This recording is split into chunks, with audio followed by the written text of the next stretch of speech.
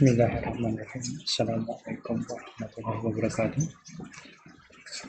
Alhamdulillahirrahmanirrahim. Pada kesempatan ini, alhamdulillah kita dipertemukan kembali pada materi yang lanjutan dari beberapa pertemuan yang lalu, yaitu yang pertama adalah engine management system, yang kedua komponen terkait sistem API.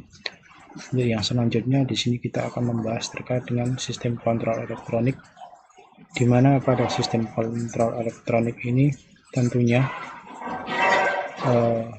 perlu kita pelajari dari beberapa komponen yang ada pada sistem API tersebut, di mana pada sistem kontrol elektronik ini yang jelas dari yang kita cermati betul, di antaranya di situ nanti ada yang namanya komponen-komponen yang perlu kita cermati betul, di mana di situ ada sensor, electronic control unit maupun aktuator.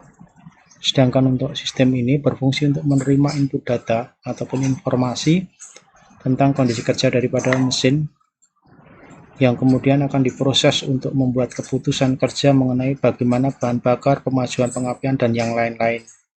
Dalam hal ini perlu kita cermati betul adalah pada sensor, di situ memang ada beberapa hal yang perlu kita cermati.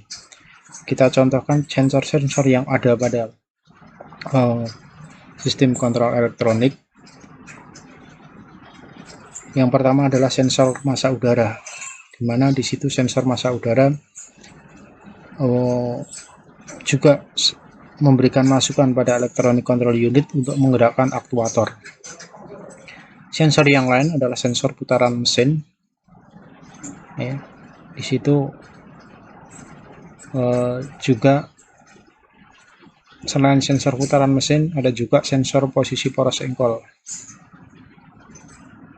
Sensor yang keempat adalah sensor garis buang. Sensor kelima adalah sensor detonasi. Sedangkan sensor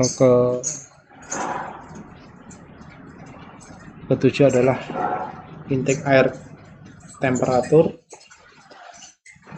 Terus di situ ada juga water sensor pendinginan atau WTS, water temperature sensor, dan juga sensor posisi katup gas atau total position sensor, di mana dari sensor-sensor ini nanti akan memberikan masukan pada electronic control unit yang terdiri dari komponen-komponen dari electronic control unit, antara lain mikrokomputer, mikroprosesor, memori input dan output data, serta nanti proses akuisisi data yang digunakan untuk menggerakkan aktuator, di mana aktuator yang ada adalah antara lain adalah pompa bensin, lampu deteksi kerusakan, injektor, koil pengapian, katup pernafasan tangki, pengatur idle atau idle speed control, maupun pada soket DLC atau yang digunakan untuk pengecekan kesalahan pada kontrol elektronik itu sendiri. Di mana kita contohkan di situ salah satu sensor adalah peralatan yang digunakan untuk mendeteksi ukuran besaran tertentu. Kita contohkan di sini ada water temperature sensor, di mana water temperature sensor atau sensor temperatur digunakan untuk mengetahui seberapa temperatur air pendingin, di mana di situ komponennya memang menggunakan bahan termistor yang merupakan bahan solid state variable resistor dari semikonduktor yang sering kita sebut dengan negatif temperature coefficient atau NTC, di mana pada engine EV itu biasa yang digunakan pada seperti ini adalah water temperature sensor maupun intake air temperatur. Yang selanjutnya di situ untuk sensor pada Toyota EV, untuk Corolla ada WTS, water temperature sensor, IAT, TPS, MAP sensor, O2 sensor, clocking sensor maupun sensor putaran. Sedangkan pada Kijang 7K itu ada model water temperature sensor, intake air temperature sensor, throttle position sensor, map sensor, oksigen sensor maupun sensor putaran. Sedangkan water temperature sensor atau engine cooling temperature di sini digunakan untuk mendeteksi seberapa suhu air pendingin yang ada pada engine. Dimana pada engine ini dihubungkan ECT ini dihubungkan secara seri dengan tahanan yang diberi tegangan 5 volt. Bila tahanan pada ECT berubah karena temperatur dari air pendingin, maka tegangan ini nanti akan dikirimkan ke SCM juga berubah, dimana sinyal tegangannya itu berkisar antara 4,5 sampai dengan 0,2 dari kondisi dingin ke panas. Dimana temperatur dingin, maka di situ tahanan sensor menjadi besar, sinyal tegangan besar, sehingga jumlah injeksi bahan bakarnya akan lebih banyak. Sedangkan untuk yang intake air temperature sensor di situ untuk mendeteksi suhu udara yang masuk ke engine, di mana di situ dipasangkan sesudah saringan udara atau pada map sensor ya, dimana kondisi udara yang dingin akan menyebabkan oksigen lebih padat sehingga dibutuhkan suplai bahan bakar yang lebih banyak agar campuran bensin dan udara sesuai. Ini hampir sama seperti pada sistem cuk pada mesin bensin konvensional, dimana di situ korelasinya adalah jika temperatur dingin maka tahanan sensornya besar, sinyal tegangannya besar, sehingga di situ dibutuhkan injeksi bahan bakar yang lebih besar. Itu untuk intake air temperature sensor. Sedangkan untuk selanjutnya di situ ada throttle position sensor atau sensor posisi katup gas. Jelas di situ tentunya digunakan untuk mendeteksi pembukaan katup gas atau katup throttle itu seperti apa. Dimana untuk cara kerjanya adalah tegangan 5 volt dari ECU sebagai sumber.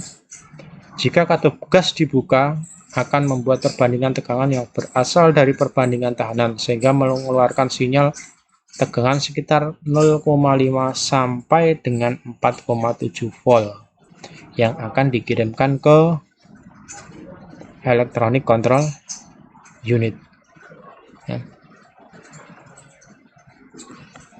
Sedangkan untuk manifold absolute pressure atau vacuum sensor di situ digunakan untuk mendeteksi udara yang dimasukkan ke intake manifold.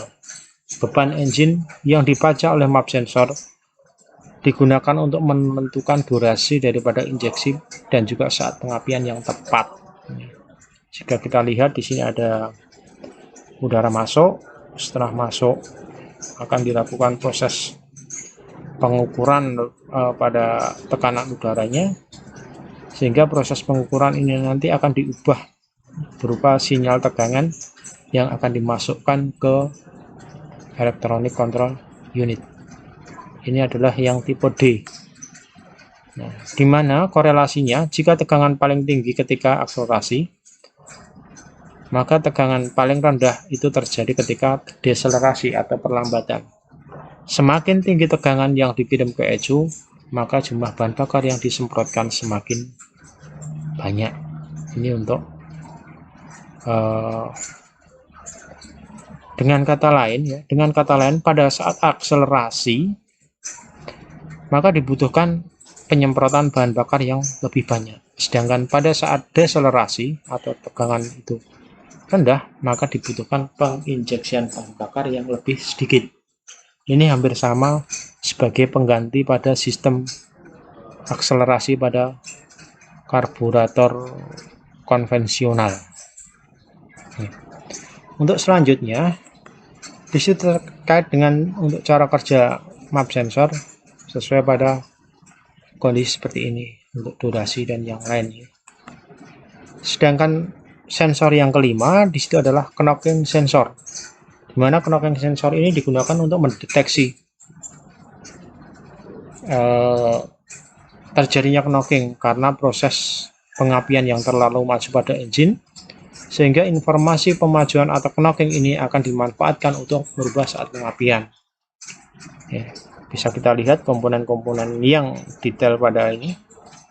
Knocking sensor ada satu adalah spesio keramik elemen, seismik massa, rumah sensor, baut pengencang, permukaan kontak, konektor, blok silinder, dan juga bila terjadi knocking akan terjadi getaran pada sensor knocking yang berupa noise seperti pada gambar, dan juga akan memundurkan pengapian sampai tidak terjadi knocking. Jadi disinilah mungkin proses pemajuan dan pemburuan bahan bakar akan diatur melalui knocking sensor ini. Sedangkan untuk oksigen sensor, di sini digunakan untuk membaca kandungan oksigen yang ada pada gas buang, sehingga pada O2 atau oksigen sensor ini memang dipasang pada saluran buang engine, atau istilah yang mudah masuk di bengkel itu dikatakan sebagai lambda sensor, di mana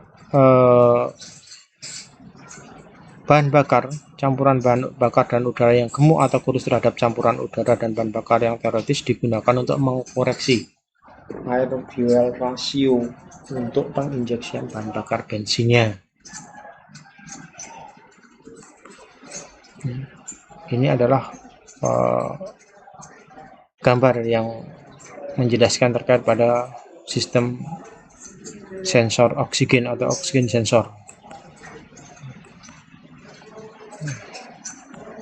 Nah, di sini adalah sensor putaran, di mana sensor putaran ini diambilkan dari sensor ignition induktif pada distributor, di mana bahan daripada sensor adalah berupa kumparan dan magnet, di mana fungsinya untuk sensor putaran mesin sebagai tanda silinder 1 atau posisi top 1, sebagai tanda saat pengapian, dan sebagai tanda saat injeksi.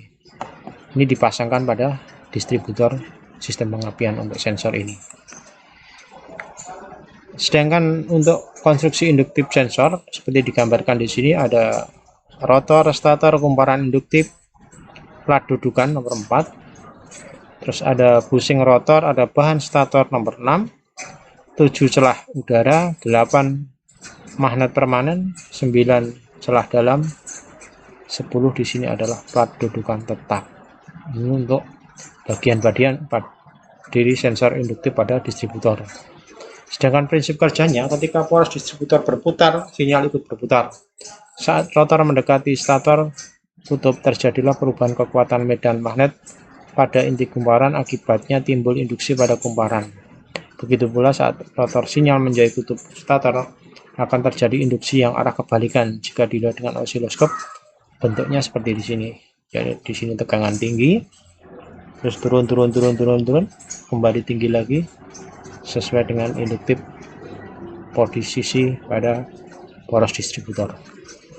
Nah, beberapa sensor yang biasa digunakan pada sistem EV antara lain adalah airflow meter atau sensor udara masuk, sensor camshaft sensor atau mendeteksi putaran camshaft, dan juga sensor crankshaft atau CKP, sensor putaran poros engkol.